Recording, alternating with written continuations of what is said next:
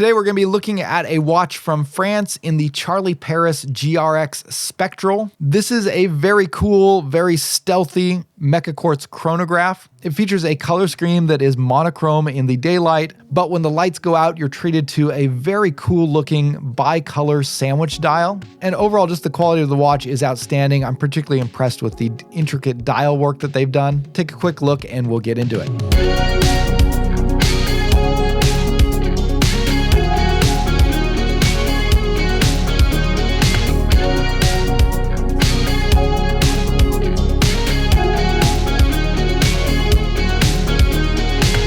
Quick note, this watch was given to me by Charlie Paris, which is why you saw the paid promotions flag in the beginning of this video. However, they didn't have any control over the content of this review. I was a bit surprised when I saw this watch coming from Charlie Paris. It seemed like it was a little bit different from what their typical offerings look like. I've come to associate the brand with a sort of European elegance. They do very beautiful watches. They do a lot of dress watches. And when they do sports watches, they have, again, this kind of sophistication and beauty to them. But this watch, the GRX Spectral, has much more of a military feel to it, a kind of special ops vibe going on that really kind of caught me off guard, but in a good way. This is a really cool watch. Charlie Paris's line of GR chronographs have some watches that are kind of, I think, more within their ballpark, some of them that have this sort of vintage racing European feel to them. But with the Spectral, along with two others, they have one called the Gamma and the Tactic. They've gone and PVD-coated the cases and changed up the color scheme while still holding on to a lot of the very intricate details that this GR line of chronographs have, such as applied Arabic numerals, a multi-layered dial, a unique cushion-shaped case, and custom paddle pushers. And I'm really impressed with the results because it has a lot of these really cool details that you can look down close and see these interesting elements, things that you don't typically associate with more military or tactical style watches that are often more tool watch focused, that have printed dials that really favor legibility over everything else. But then when you step back and take the watch in as a whole, it does have this very tough, rugged feel and look to it that, again, just comes across as really cool. The dimensions are very wearable with a 39mm case and 20mm lugs. This is paired up with a 12mm thickness that includes a domed sapphire crystal. Paired up with the thick canvas strap, the watch feels very balanced and unobtrusive on the wrist. And given that this is a Seiko VK64 powered Mechaquartz watch, this watch is battery powered, which means that it's very convenient as well. You never have to worry about it being wound. It's a great grab and go piece.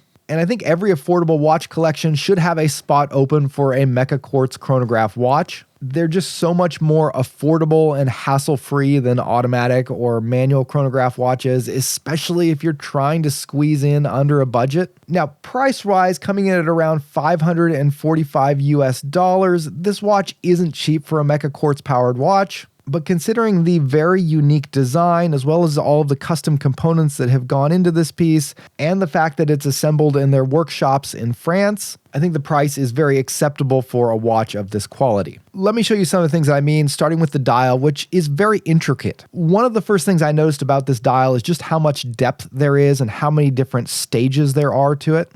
Essentially, you've got about 4 layers here, starting with the date window, which is the lowest layer cut out at 6 o'clock. This is very well integrated into the design of the watch with a number of distinct cutouts into the upper layers of the dials. The base layer of the dial is fully coated in a green glowing lume, and it's on this layer that you'll find the elements related to the chronograph functions of this watch. The Seiko VK64 Mechaquartz movement does track chronograph seconds down to 1/5 of a second. That's one of the benefits to having that smooth sweeping Mechaquartz chronograph hand. And the detailed markings in that trench will allow you to read down to 1/5 of a second. It's also on this base layer that you'll find the subdials.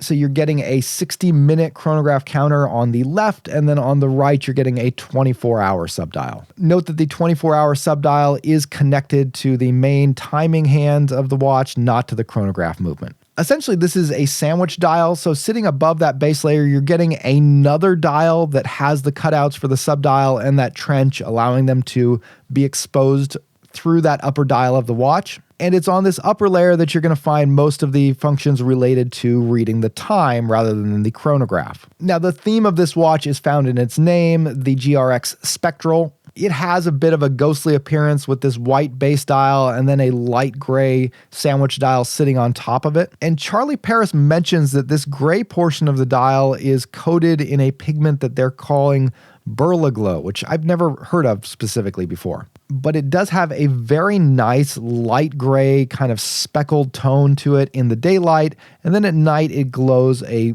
pale blue color. So similar to BGW9, but not nearly as bright. And that's a bit unfortunate. I wish they would have found some way to really amp up the power and potency of the Lume.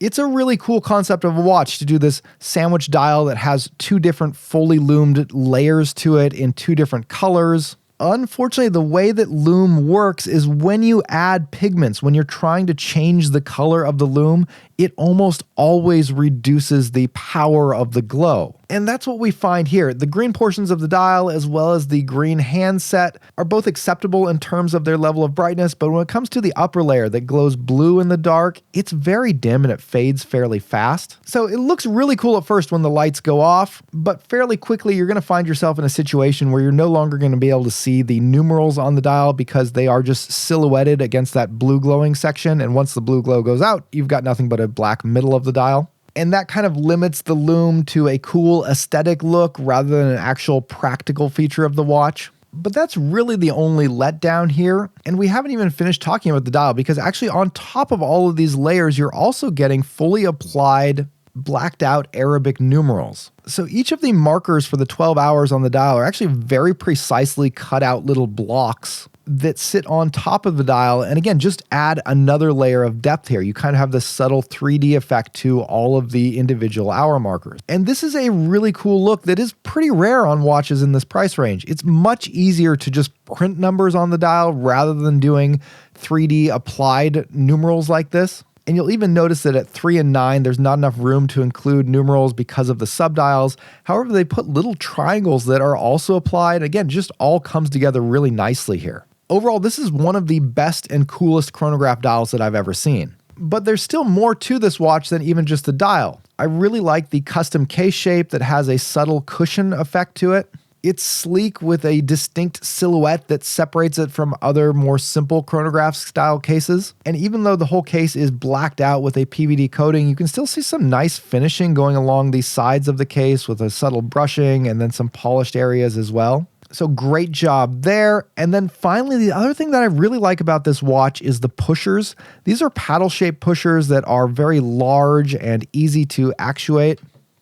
They have a very grippy grid-like pattern etched into the sides of them that make it very easy to feel and to get a good grip on them. Your fingers aren't going to slide off them or anything like that. And since this is a Mechaquartz chronograph, the actual chronograph functions of the watch here are activated by mechanical components, and you can really feel that tactile response of the chronograph pushers. There's a very satisfying click and thunk as you start the chronograph and stop it and reset it. I think Seiko's done a great job in creating this particular movement, and it is a really fun hybrid between a quartz movement that gives you the accuracy and ease of maintenance of a battery-powered, electronically powered movement, while giving you the tactile feel and smooth operation of a mechanical chronograph module on top of it.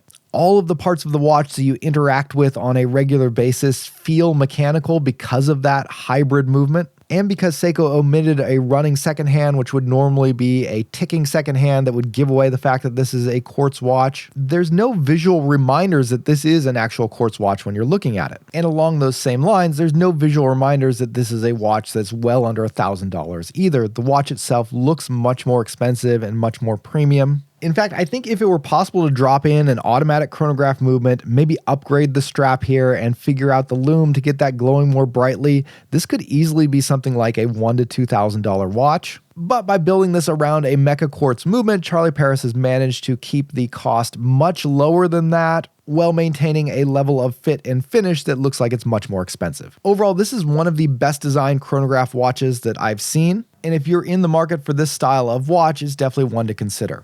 All right, guys, that's going to wrap up the review for today. Thanks for stopping by. If you're interested in this watch, there's a link to it down below in the description. Also, I'd love to hear your guys' comments on it.